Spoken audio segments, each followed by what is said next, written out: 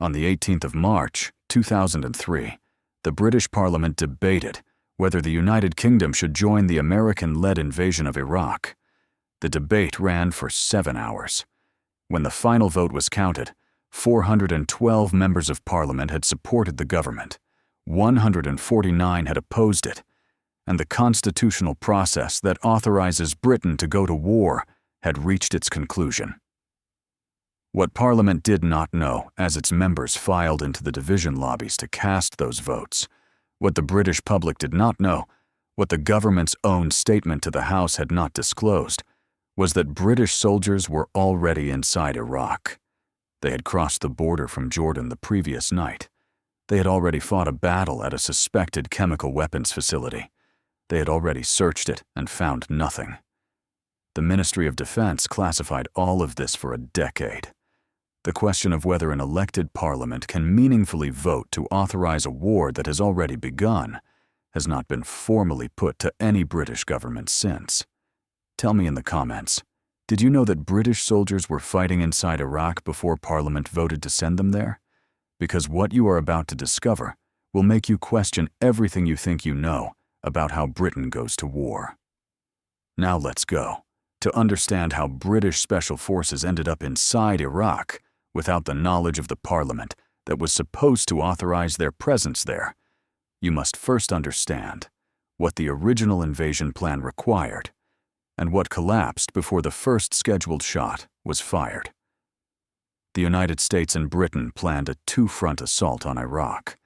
The primary thrust would drive northward from Kuwait.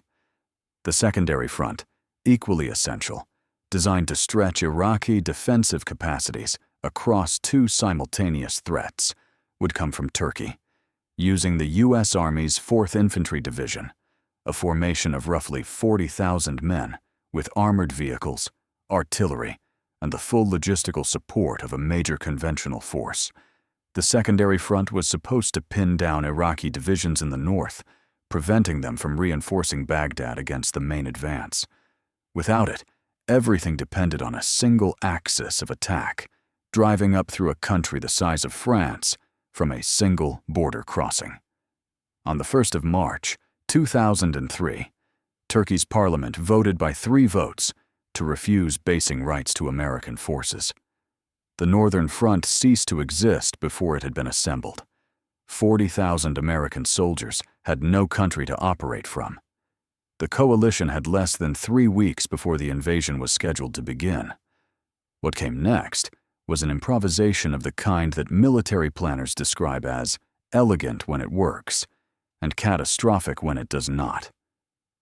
The gap left by 40,000 soldiers would be filled, to the extent it could be filled at all, by approximately 2,000 British, Australian, and American Special Forces operators. Their task was to move through western and northern Iraq and force Iraqi divisions into a counter-deployment that would keep them away from Baghdad. 2,000 men doing the work of 40,000 required those men to advance with an aggressiveness that the distance from any support line made genuinely extraordinary. One American military source, watching the western Iraq desert fill with Land Rover columns in the weeks that followed, described it as a special forces playground.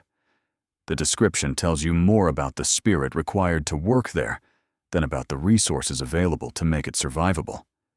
The staging base for the British component of this improvisation was the Kingdom of Jordan. Jordan was officially neutral. The Jordanian royal family had made a private assessment that clandestinely permitting coalition forces to operate from its territory was preferable to the political and security consequences of an unstable post-Saddam Iraq on its eastern border. The arrangement could never be publicly disclosed. British forces staging from Jordanian soil were part of an operation described in one Australian military analysis as top secret, because it involved the clandestine cooperation of a supposedly neutral country desperate not to be seen as a cooperative American ally. Saudi Arabia permitted coalition aircraft to fly from its airfields under similar conditions of official deniability. This double-dealing was, as Mark Urban would later document in Task Force Black, a typical approach in the region, one that British and American Special Operations commanders had long since learned to navigate without comment. The Americans knew Jordan was involved at the command level. The American public did not. The British Parliament did not. And the deepest problem was not the diplomatic arrangement. The deepest problem was what British Special Forces were being asked to do from this secret staging base, on a timeline that left no room for the authorization process that Britain's constitutional arrangements technically required. What the coalition needed in western Iraq was control of the airfields. The H-1, H-2, and H-3 airfield complexes in the Anbar Governorate, a cluster of former Iraqi Air Force bases extending across several hundred kilometers of the western Iraqi desert, had been used during the 1991 Gulf War to fire Scud ballistic missiles at Israel and Saudi Arabia. Controlling them denied Saddam the ability to repeat that strategy and created a forward operating basis from which further special operations could launch deeper into the country. Beyond the airfields lay highway intersections linking Baghdad to Syria and Jordan, communications networks connecting the Western command structure to Baghdad, and an unknown number of Iraqi army divisions that needed to be convinced they were facing a significant threat from the west rather than a thin line of Land Rover columns operating at extreme range from the nearest supply point. None of this required 40,000 soldiers to accomplish, required soldiers of a specific kind. Britain had those soldiers. The officer responsible for the British component of this plan was Brigadier Graham Lamb, Director of Special Forces. Lean, and by the accounts of those who served with him, obsessively fit for a man of 49, Lamb had started his career in the Queen's Own Highlanders, an infantry regiment that valued hardness over prestige, before transferring to the Special Air Service.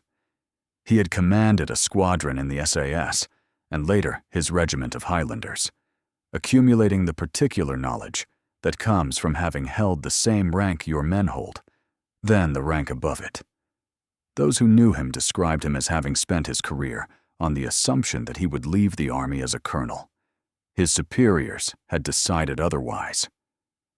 In the weeks before the invasion, Lamb sent a final message to the UK Special Forces about to enter battle. It concluded with a line that became a unit catchphrase. It tells you something precise about the culture of the organization he led, its specific contempt for caution as a governing principle, its understanding of what happens to soldiers who are sent on impossible missions and then managed carefully afterward. B and D squadrons of the 22nd SAS were the formations Lamb would move into the western Iraqi desert. Approximately 120 to 160 men, mounted in armed Land Rover desert patrol vehicles, carrying Browning .50 caliber heavy machine guns, general-purpose machine guns, Milan anti-tank missiles, and the personal weapons that had become standard regiment issue. These were vehicles and tactics with a direct lineage to the long-range desert group of the Second World War. The fundamental argument that a small, fast, heavily armed force creates effects in desert terrain out of all proportion to its size had been established in North Africa and had not needed significant revision since. The third unit heading into Iraq was different in almost every sense that mattered. M Squadron of the Special Boat Service, the Royal Navy's Special Forces organization, with a tradition of maritime operations rather than the desert column work for which the SAS was specifically designed, was sending approximately 60 men into northern Iraq. Their equipment, Land Rovers and Honda ATVs. Their specific role, for which neither their training nor their equipment had been principally designed, to advance 1,000 kilometers behind enemy lines and accept the formal surrender of the Iraqi Army's 5th Corps.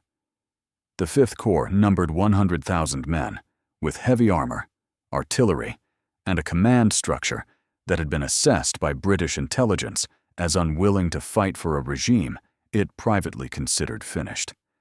The assessment was wrong. The men receiving the briefing gave the mission a name before they crossed the border. They called it Operation No Return. Not as a joke, as a calculation. During the night of the 17th of March, 2003, the night before Parliament debated and voted on whether to authorize Britain's involvement in the invasion, an initial wave of soldiers from D Squadron were lifted from the Jordanian staging base in RAF Chinook helicopters and set down in a desert landing zone inside Iraqi territory.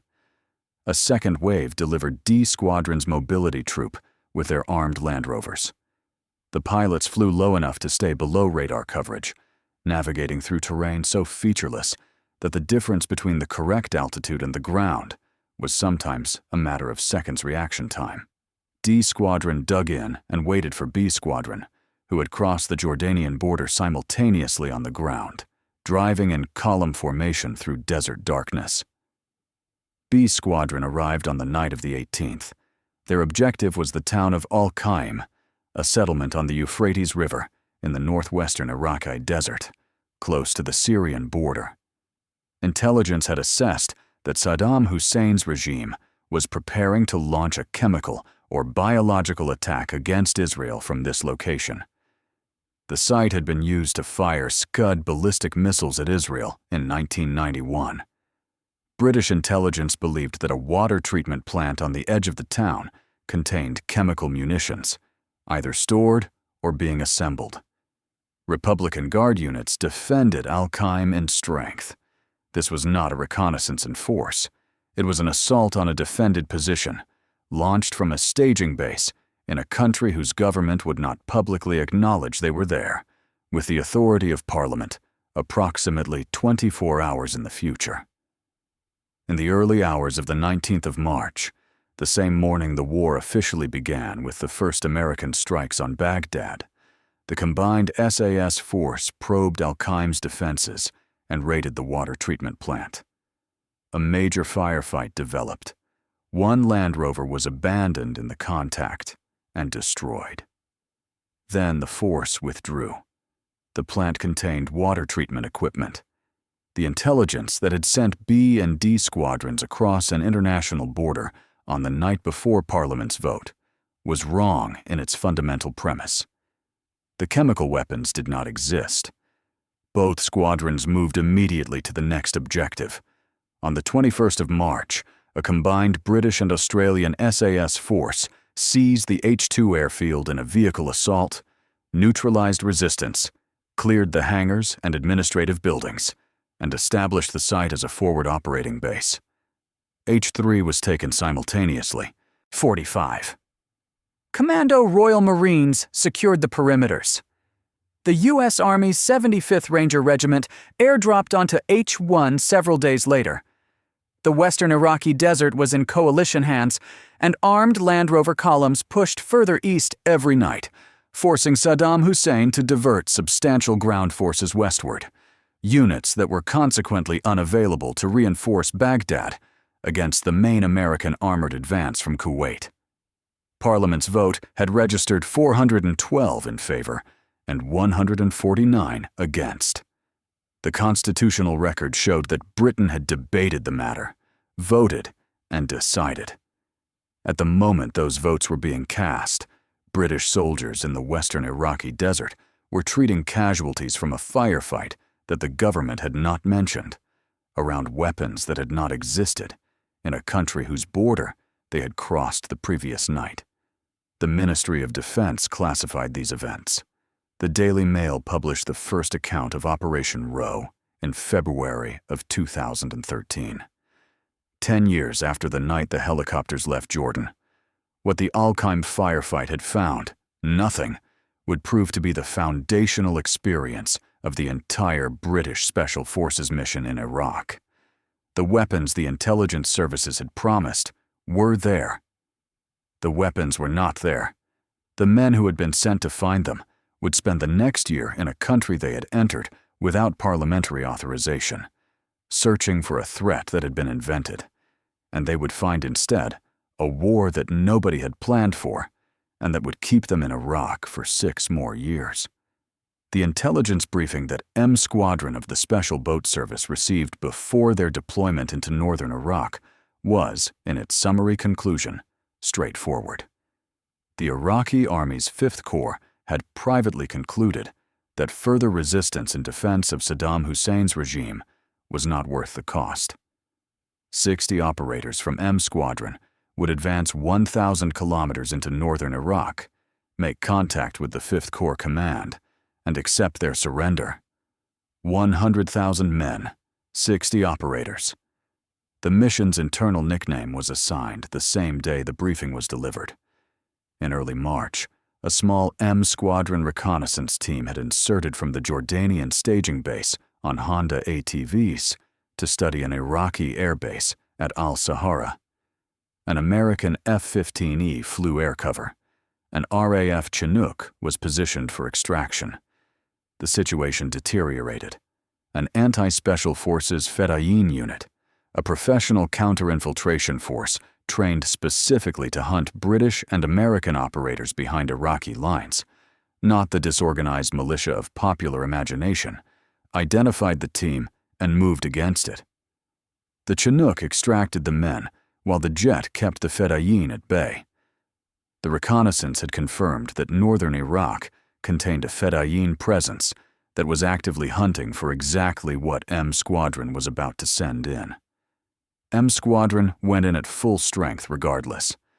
60 men, Land Rovers and ATVs, inserting from the H-2 base the SAS had secured. For approximately a week, they moved undetected through terrain more complex than the open western desert, incorporating agricultural zones, isolated settlements, and green belts along water sources where observation was difficult and ambush positions abundant. The methodology worked for 7 days. Then a goat herder saw them. What followed the sighting was not an immediate attack. The Fedayeen units tracking coalition operators in northern Iraq were professional in the specific sense that matters in ambush planning. They were patient. They followed M Squadron at a distance, mapping the column's movement, cataloging the overnight positions the men chose, noting the intervals between their stops. The SBS soldiers did not know they were being tracked. They believed the first full week of the advance had been clean. At an overnight position near Mosul, the ambush came. DSISON 12.7mm heavy machine guns, mounted on 4-wheel drive technical vehicles, opened fire simultaneously from prepared positions. Rocket-propelled grenades followed. The volume of fire was consistent with a force of 200 to 250 fighters. Then a T-72 main battle tank fired. The armor did not belong to the Fedayeen. It belonged to the 5th Corps, the same formation that the intelligence briefing had described as contemplating surrender. One veteran's account, assembled by the author Damian Lewis from interviews conducted after the men had left service, described the realization with the precision of someone who had spent years thinking about how to phrase it. Their entire mission had been predicated on a massive intelligence failing, and they had been sent in on little less than a lie. M Squadron returned fire with everything they could bring to bear and began withdrawing. The fighting withdrawal lasted through the night and into the following day, 60 men maneuvering through terrain controlled by a combined force of Fedayeen and 5th Corps elements, seeking an extraction route through a country that was, in every direction, actively hostile. 8 Land Rovers became bogged in a wadi, a dry riverbed, and could not be freed. Explosive charges were placed on the vehicles. Several failed to detonate. The navigation devices, communications equipment, weapons, and maps in those Land Rovers were British, identifiable, and now in Fedayeen hands. The column split into 3 groups, each independently working towards Syria. Saddam Hussein's propaganda apparatus had the footage within days. Iraqi state television broadcast images of captured British Land Rovers, quad bikes, weapons, and maps. The images circulated worldwide. The British press, working without access to the classified operational record and with anonymous briefings from within the SAS, briefings that reflected the genuine institutional rivalry between the SAS and the SBS that had existed for decades, ran headlines accusing M Squadron of cowardice, of having panicked, of having abandoned their vehicles and fled from the Iraqis. The men of M Squadron came home to those headlines. They had fought their way out of a combined arms ambush involving heavy machine guns, rocket-propelled grenades, and tank fire, while outnumbered by an order of magnitude, executing a mission whose intelligence premise had been false from the first page of the briefing. All 60 had come home. They came home to press coverage that described them as cowards, bound by the non-disclosure contracts they had signed from speaking a word in their own defense, and they stayed bound by them for 10 years. One veteran, speaking to Lewis for 06 Bravo a decade after the ambush near Mosul, said he had been pissed off about it for 10 years, and that it was time to put the record straight before the myth became the official history. Another described what the press coverage had actually involved, reading descriptions of colleagues who had kept men alive in that wadi, who had laid down covering fire while others recovered wounded from under the vehicles, who had made the decisions that brought all 60 men out, and reading journalists described those colleagues as having panicked and run. The SAS-sourced anonymous briefings that had generated the cowardice narrative were never retracted.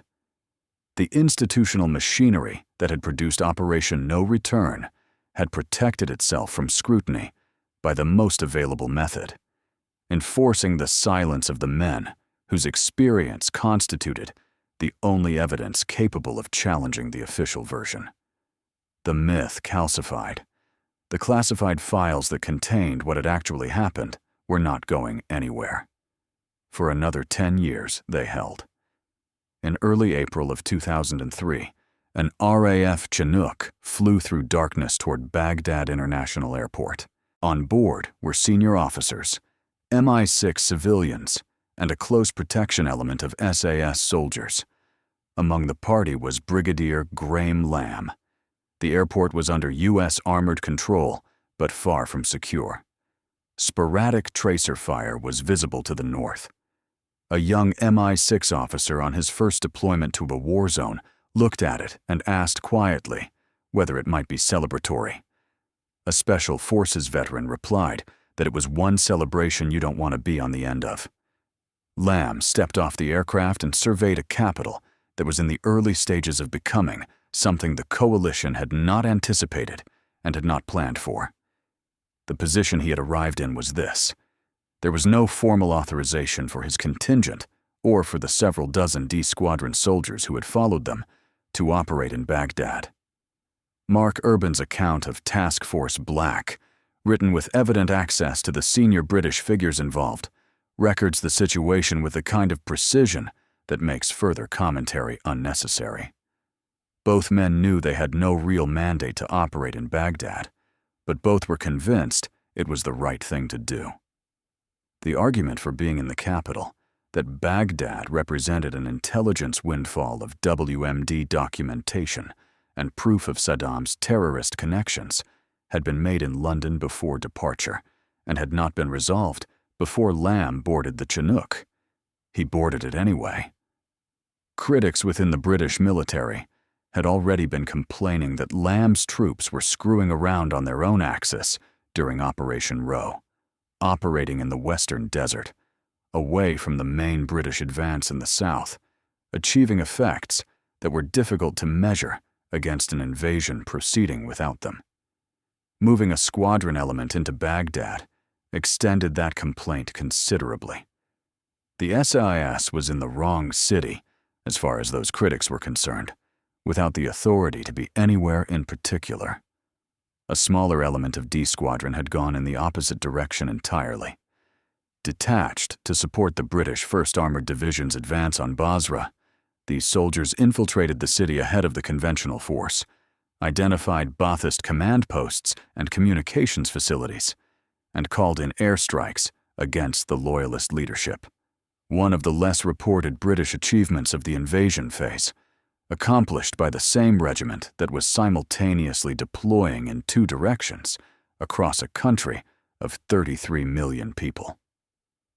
In Baghdad itself, in July of 2003, an SAS reconnaissance team conducted a close target study of a residence in Mosul, assessed to contain Uday and Qusay Hussein, Saddam's sons, who had commanded the Fedayeen, whose deaths would be the most significant symbolic blow to regime authority since Baghdad's fall. British commanders pressed for the SAS to conduct the assault. They were denied. The mission went to American Delta Force and elements of the U.S. 101st Airborne Division, who attacked the building and killed both men in a 4-hour engagement. The SAS team that had identified the location drove back to Baghdad. The pattern of British Special Forces generating intelligence for targets that American units then acted on was established before the first month of the post-invasion phase was complete. The WMD search produced nothing. By mid-2003, the MI6 officers that the SAS was escorting through Baghdad had debriefed the agents who had supplied the assessments underpinning the government's Iraq dossier, the document cited repeatedly during the parliamentary debate of the 18th of March. The intelligence did not survive the debrief. The specific claims about active weapons programs and deployable stockpiles had been fabricated or shaped so far beyond their evidential foundation that the distance between assertion and fact had become impossible to defend. The agents had told MI6 what MI6 appeared to want to hear. The weapons the British Special Forces team in Baghdad had been sent to find did not exist. The Iraq Survey Group would confirm this formally in its 2004 report. There was nothing for the SAS to do in Baghdad that the mandate for their being there required. There was, however, a great deal for them to do that no one had yet authorized. In the same period, TF-14, the small British Special Forces element operating in the capital, detained a former senior Ba'ath Party official and another individual in connection with intelligence work, and discovered, when American intelligence identified them, that both were CIA assets. They were released. The Americans were not pleased.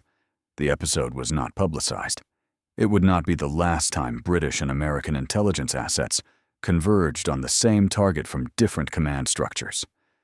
Task Force Black was formally constituted in the early months of 2004. Built around a Sabre squadron of the 22nd SAS, with integrated elements from the Special Boat Service, the newly established Special Reconnaissance Regiment, and MI6, TF Black was headquartered at a facility within Baghdad's Green Zone, known as MSS Fernandez, or simply the station. It operated as the British component of the larger Task Force 145 architecture, alongside Delta Force, SEAL Team 6, and a Ranger Battalion in separate task forces covering different parts of the country. The operational cycle the unit developed ran backwards. A raid, the finish, came first. Assault a location, secure a suspect, recover intelligence material from the site. Fix was the prior work of establishing when and where a specific target could be taken. Find was the identification of the target itself. Running the sequence in reverse meant that the intelligence recovered in tonight's raid fed directly into the targeting for tomorrow night's. The cycle was designed to move faster than the enemy could adapt to it. By early 2004, Al-Qaeda in Iraq was operating across Baghdad with a sophistication that bore no resemblance to the disorganized resistance the coalition had predicted. Car bombs were being constructed and detonated with the precision of engineers rather than the improvisation of militiamen. The Zarqawi network was conducting mass casualty operations simultaneously in multiple locations, establishing a tempo of violence that the conventional force and its intelligence apparatus was not, at that stage, structured to interrupt. Task Force Black had been constituted precisely because the conventional structures were insufficient. In February of 2004, TF Black raided a house in Baghdad, assessed to contain Abu Musab al-Zarqawi, a Jordanian militant who had made Iraq the central theater of al-Qaeda's global campaign, conducting mass casualty bombings of Shia shrines and markets, executing hostages on video, building a network sophisticated enough to operate simultaneously across the country's shattered sectarian geography. On entry, the assault team found a booby trap and withdrew. The intelligence recovered from the building confirmed that Zarqawi had left the premises shortly before the raid. He had been in that house. The margin between a different outcome and the one that occurred was measured in the time it takes to drive to another part of a city. The integration problem was architectural rather than strategic. General Stanley McChrystal's JSOC had constructed an intelligence processing capability of a kind that had not previously existed outside theory. Signals intelligence flowing in real time, continuous aerial surveillance from unmanned aircraft, biometric databases that could identify a suspect from a fingerprint recovered at a raid site, exploitation teams whose function was to process recovered materials fast enough to generate the next target before the current one had been filed. British forces had partial access to this architecture and full access to none of it. That gap had a specific, publicly documented cost. McChrystal would subsequently state publicly that A Squadron of the 22nd SAS, during a single 6-month tour with TF Black, conducted 175 combat missions. 175 missions in 6 months is approximately 1 operation for every day of operational availability. At the peak of JSOC's fully integrated system, American components were hitting targets at 3 to 4 times that frequency.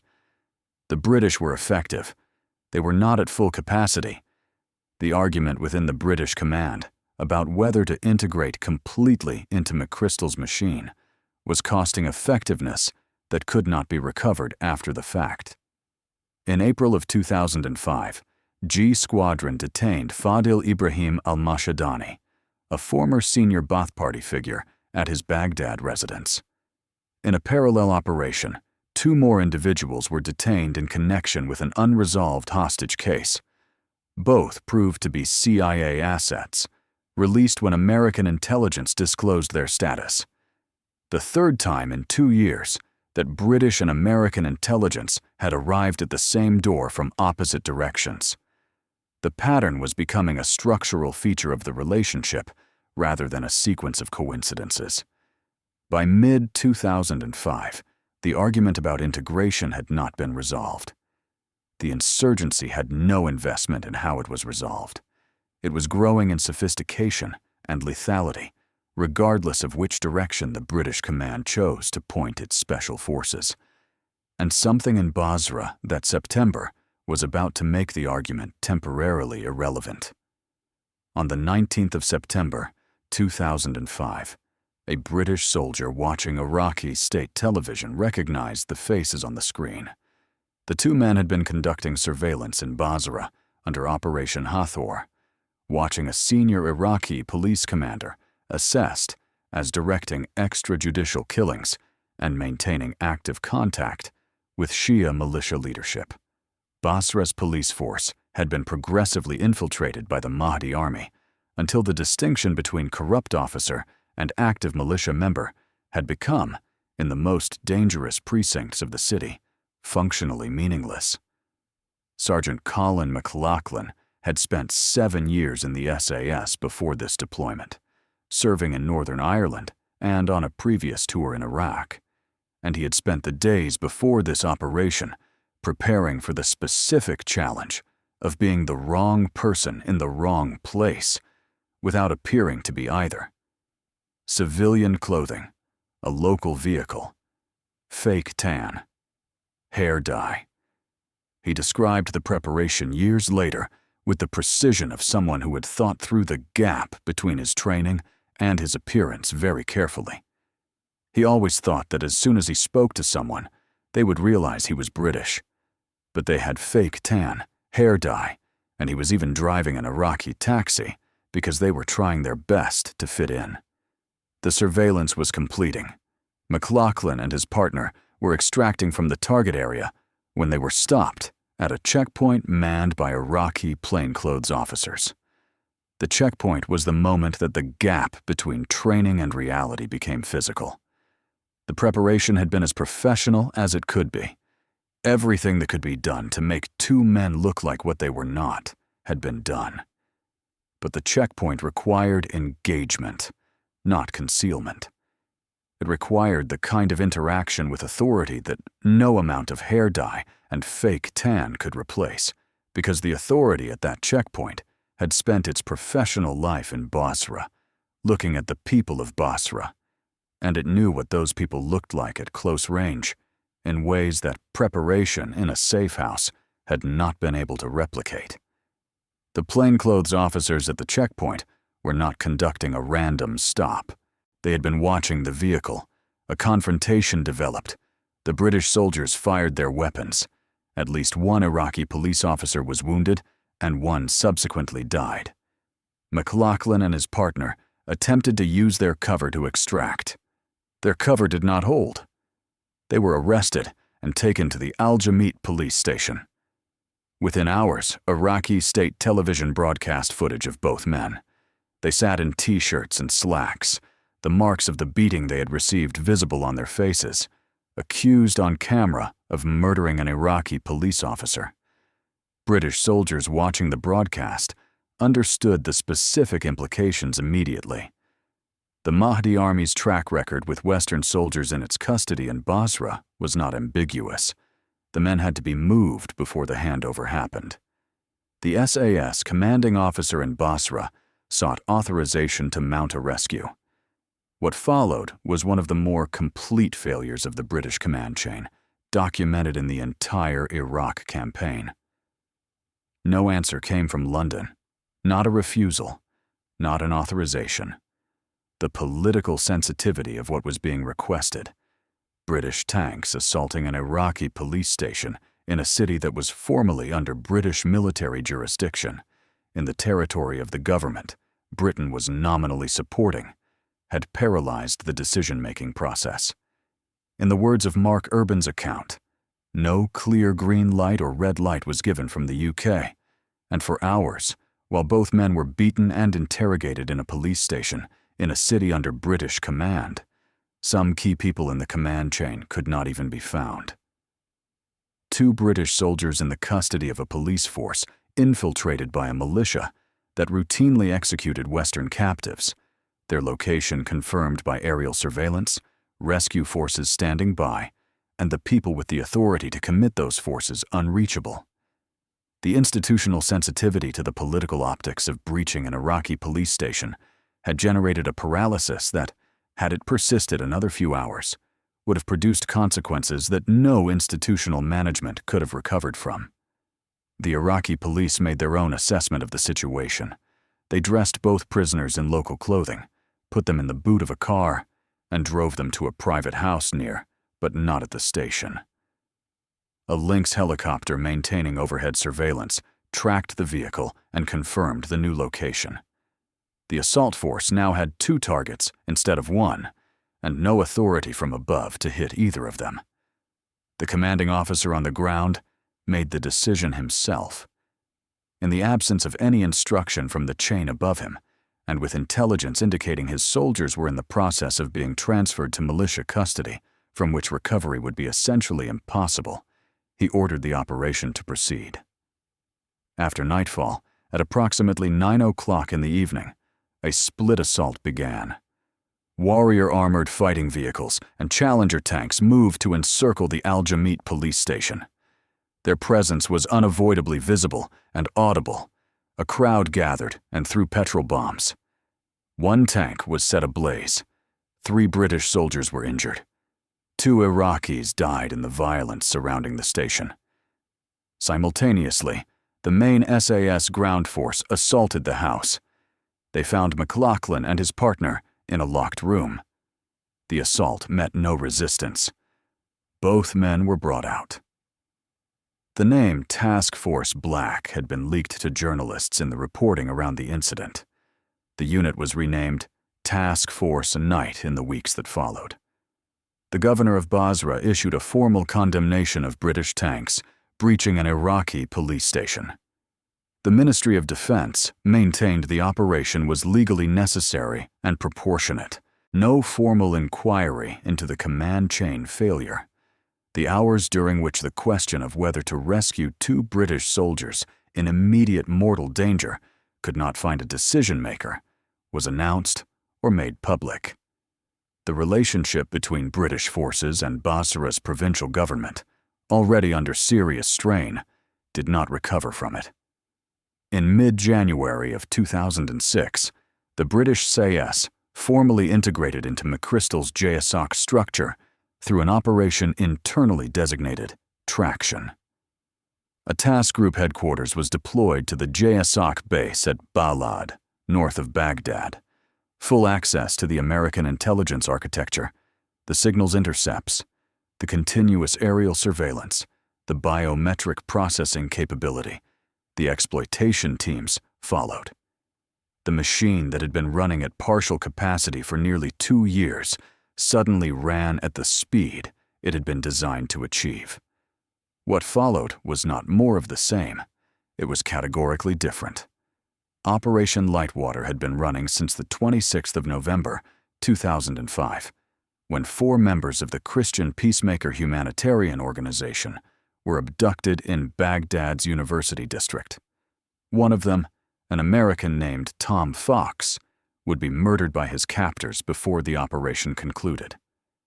B Squadron led the rescue effort, with a specialist team from Canada's Joint Task Force 2 attached.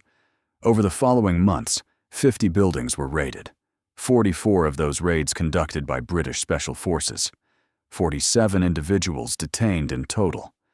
Only 4 raids produced no actionable intelligence. Mobile phone data recovered from one detainee identified the next location. The chain extended across western Baghdad over weeks and dozens of operations. On the 23rd of March, 2006, 2 individuals disclosed under tactical questioning the location of the surviving hostages in western Baghdad. The SAS warned the kidnappers by telephone before the assault, a calculated risk to minimize the chance of a firefight killing the people the operation existed to recover. The kidnappers fled. B Squadron breached the building at 8 o'clock in the morning. Norman Kember and 2 Canadians came out alive. Tom Fox's body had been found 2 weeks earlier. In April of 2006, a series of nighttime operations near Yusufia, south of Baghdad, produced something beyond the immediate tactical result. Operation Larchwood 4 targeted al-Qaeda in Iraq, cells operating in what JSOC analysts called the Baghdad Belts, the ring of communities surrounding the capital, where AQI maintained logistics, planning, and transit infrastructure. On the 8th and 13th of April, TF night operators hit 2 separate targets, killing 7 insurgents identified as foreign fighters. The intelligence packages recovered from those 2 engagements mapped al-Qaeda's organizational cell structure in the Baghdad area more clearly than any previous collection had achieved. The picture they produced was of a network whose senior leadership had a movement pattern that could be traced. On the 7th of June, 2006, aircraft struck a building north of Bakba with precision bombs. Abu Musab al-Zarqawi died in the strike. He was 39 years old. McChrystal and his staff were present at the identification of the body. The man who constructed the machine that killed Zarqawi wrote in his own memoir that the killing came too late, that Zarqawi had bequeathed Iraq a sectarian paranoia and an incipient civil war. The campaign that had located and killed the most wanted man in Iraq acknowledged, in its commanding general's own words, that locating and killing him had not been sufficient. This is what the operation actually looked like, from the inside, in the summer of 2006. A Predator aircraft maintaining continuous surveillance of a building in the Baghdad belts for 48 hours, its operators noting the pattern of movement around the structure, logging the vehicles, the hours, the frequency of visits that suggested not a residential property, but an operational one. An intelligence fusion cell processing signals intercepts from devices recovered in the previous nights, raid alongside the biometric records of the individuals detained at that raid's conclusion. A target package assembled and briefed in the hour before last light.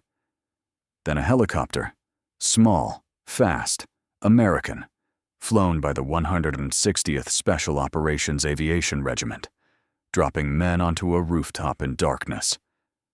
The breach. The rooms cleared in sequence, the assault element stepping back, and the exploitation team moving in. Within 2 hours, the processed intelligence from that building had identified the next target. Within 24 hours, the next target had been hit, and the process had begun again. The operation ran every night. Every night it produced the next night's work.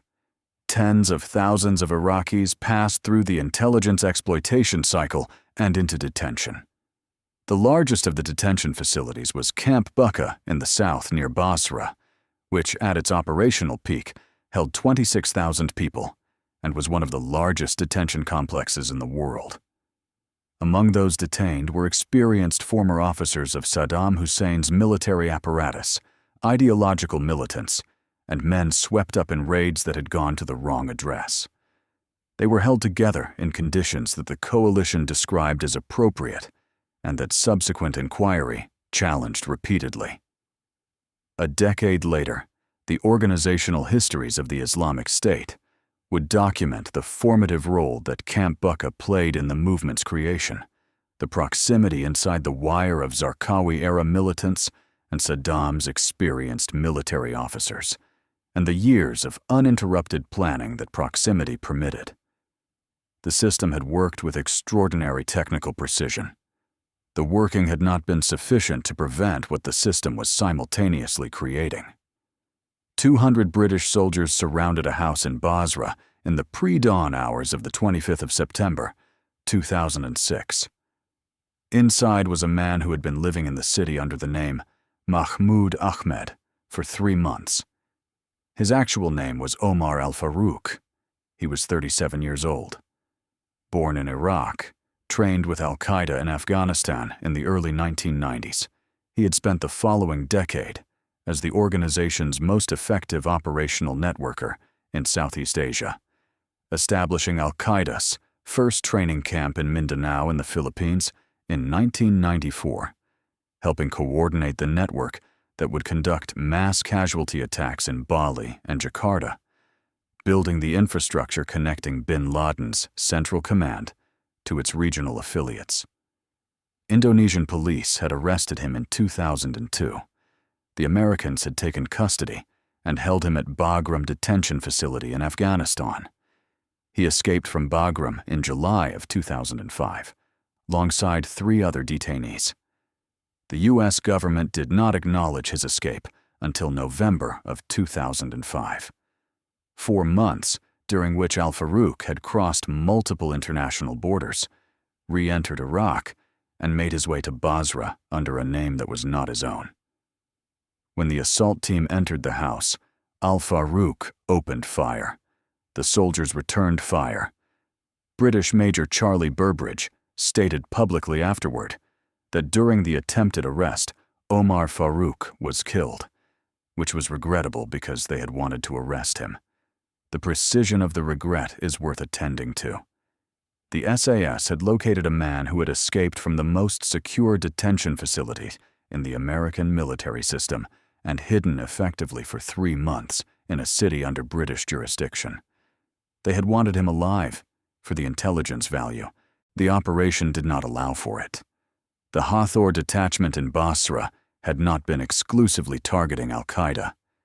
In July of 2006, The same unit had led a mission that captured Sajjad Badr Adal Sayyid, assessed as the operational commander of the Mahdi army in Basra, the Iranian-backed Shia militia whose activities were making the city ungovernable for the British conventional force nominally responsible for maintaining order there. The Mahdi army responded as it typically responded to coalition operations in its territory: assault rifles and rocket-propelled grenades. The firefight lasted 2 hours. 1 British soldier was killed. At least 4 militia fighters were killed. The objective was achieved. The city did not become more governable as a result. In the same period, the Hathor detachment seized 2 members of a clandestine branch of the Iranian Revolutionary Guard Corps operating in Basra. The precise date of this operation remains unconfirmed in public sources. What is documented is what came afterward. The Iranian Revolutionary Guard Corps published its own weekly newspaper, a title called Subhi Sadek. In the period following the detention of its personnel in Basra, a writer described as having close connections to President Mahmoud Ahmadinejad published a thread in that paper, whose language made the intended response explicit. It described the ability to capture a nice bunch of blue-eyed, blonde-haired officers. This was not a pamphlet distributed on a street corner. This was the IRGC's official publication, distributed to its own personnel. On the 23rd of March, 2007, 15 British Royal Navy personnel from HMS Cornwall, 8 sailors, 7 Royal Marines, among them a woman, leading seaman Faye Turney, were completing a routine inspection of a merchant vessel in the Shat al-Arab waterway, the river that forms the border between Iran and Iraq. The inspection was completed without incident. The boarding party was returning to its mothership when 6 Iranian Revolutionary Guard naval vessels surrounded them. The British officers were armed. The Iranians were better armed. Lieutenant Felix Carman, in command of the boarding party, assessed the position in the seconds available to him and decided not to engage. The 15 were taken. They were brought to Tehran and placed in the custody of the Revolutionary Guard. Lieutenant Carman later described constant psychological pressure, blindfolding, restraint, and being forced against walls. The Iranians presented the incident as a territorial dispute. The British government maintained its people had been in Iraqi waters, a position subsequently supported by University of Durham analysis of the initial Iranian grid coordinates. The Iranians issued a corrected position. The 15 were displayed on Iranian state television, Turney in a headscarf, both the image and its context clearly deliberate. They were released after 13 days on the 4th of April, 2007, following diplomatic negotiations. The Royal United Services Institute's contemporaneous analysis asked the question that the British government declined to answer publicly. Was this retaliation? The IRGC's own newspaper had threatened to seize British officers in the months following the detention of IRGC personnel in Basra. Weeks later, 15 British service personnel were seized. The causal chain, SAS operations detaining Iranian operatives, IRGC publishing an explicit threat, 15 Royal Navy personnel taken, is a sequence requiring explanation. The British government provided none. The Ministry of Defense treated the Shat al-Arab incident as a navigational dispute rather than a calculated response to British Special Forces operations. In the months that followed, the MOD authorized the 15 sailors and Marines to sell their personal accounts of captivity to the press. 4 British soldiers were killed in Basra the day after this announcement. The authorization was reversed following public outrage. The Secretary of State for Defense apologized. The gap between the institutional management of the sailors' story and the institutional silence around the operations that may have produced their capture was not addressed by any formal body. It has not been addressed since. British combat forces withdrew from Iraq in April of 2009. over 179 British military personnel had died in Iraq between 2003 and 2009. The SAS squadron that had formed the core of Task Force Knight's final rotation was redeployed to Afghanistan, where a campaign that had already killed more British soldiers than Iraq would continue for another 5 years.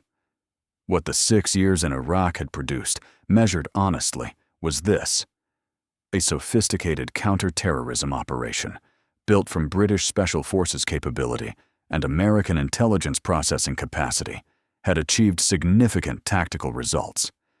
Senior al-Qaeda figures had been killed or captured. The organization's leadership capacity in the Baghdad area had been substantially degraded. The sectarian civil war that Zarqawi had architected before his death had been slowed by a combination of the kill capture campaign, the 2007 surge of conventional forces, and the Sunni tribal awakening that drew former insurgents into coalition alignment.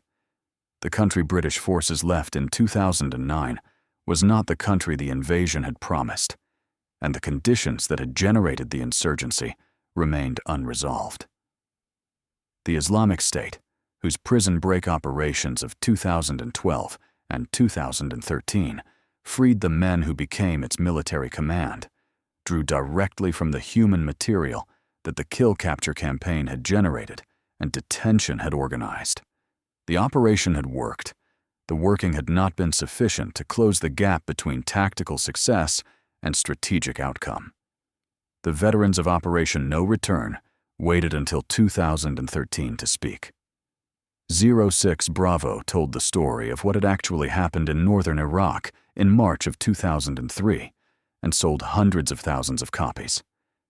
Frederick Forsyth described it as 60 special forces against 100,000, a feat of British arms to take the breath away. The intelligence assessment that had sent 60 men to accept the surrender of 100,000 who had no intention of surrendering was not subjected to a public inquiry. The senior officer responsible for it has not been identified in any public document. The public record of what Task Force Black and Task Force Knight accomplished between 2004 and 2009 is, in formal terms, almost blank. There is no Hansard account of parliamentary scrutiny of the unit's operations, because the unit's operations were never disclosed to Parliament. There is no formal government response to the constitutional questions raised by Operation Roe, because those questions have not formally been asked. What exists is Mark Urban's book, Damian Lewis's book, a Daily Mail report published 10 years after the fact, and the operational understanding of several hundred British soldiers who knew what they had done in Iraq far better than any official document available to the public describes it. The soldiers who conducted those operations across 6 years were decorated at a rate that those who observed their work within the command structure assessed as inconsistent with what they had achieved. The argument within the British military about whether the SAS should be in Baghdad at all had influenced the process of thanking the men who had been there. Operation Roe, the British SAS assault on Iraq on the night of the 17th of March, 2003, before Parliament voted on the 18th, has never been formally addressed in any proceeding of the House of Commons. The Chilcot Inquiry, which published its findings on the Iraq War in 2016 after 7 years of investigation, did not examine it. The constitutional question it raises is not complicated once it is stated plainly. The government asked Parliament to vote on whether British soldiers should go to war. Parliament voted. Parliament had not been told that British soldiers were already at war. The constitutional record shows a vote. The operational record shows a firefight that preceded it. Chilcot spent 7 years examining the intelligence failures, the legal advice, the diplomatic process, and the post-invasion planning.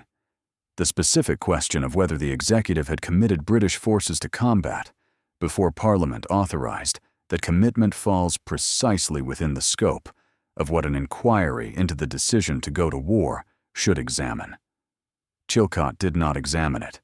No government since has been asked to explain why. In August of 2021, the Taliban retook Afghanistan in 11 days. British combat forces had withdrawn from Afghanistan in 2014, having been present there for 13 years and having lost more than 450 personnel. The lesson the Iraq campaign had generated, that a kill-capture operation, however precisely run, cannot defeat an insurgency that an occupation has not convinced the population to reject, had not transferred into the Afghan strategy with sufficient weight to alter the outcome. On the 18th of March, 2003, British members of Parliament voted to go to war. 412 of them said yes. 149 said no. They debated the weapons of mass destruction. They debated the intelligence. They debated the constitutional authority of the executive to commit the country to a conflict of this scale. They did not debate the fact that British soldiers were already inside Iraq, had already fought a battle, had already searched for the weapons whose existence was being cited as justification for the vote they were in the process of casting. They did not debate it because they were not told. What the soldiers of the 22nd SAS and M Squadron of the Special Boat Service did in the years that followed, the fighting withdrawals in northern Iraq, the nightly raids in Baghdad, the missions conducted without authorization, the rescue executed in the absence of a decision from a command chain that could not be reached, the intelligence gathered for targets that other forces received credit for striking, was not the product of the strategy that had deployed them. The strategy was built on an assessment that chemical weapons existed in a water treatment plant in Al-Qaim, that 100,000 Iraqi soldiers were prepared to surrender to 60 men on Honda ATVs, that a parliament presented with a 7-hour debate was in meaningful control of a war whose opening engagements had already occurred. Not one of those assessments was correct. The men held. The assessments that committed them did not hold. And the distance between those two facts, between what the soldiers were asked to do and what the decisions that sent them were worth, is the distance in which the real history of Britain's Iraq War is written. Omar al-Farouk died in Basra at 37 years old. One British soldier died in a 2-hour firefight with the Mahdi army in the same city and has not been publicly named in connection with that engagement. The veterans of M Squadron endured 10 years of press coverage that called them cowards before a book written from their own accounts set the record straight. Operation Roe is not recorded on any monument in London. The constitutional question it raises has not been put to any committee of the Parliament, whose vote it preempted. If you think those soldiers and those questions deserve a public accounting, leave a comment below. And if you want to understand how the intelligence failures of 2003 shaped every conflict Britain fought in the 2 decades that followed, watch this next.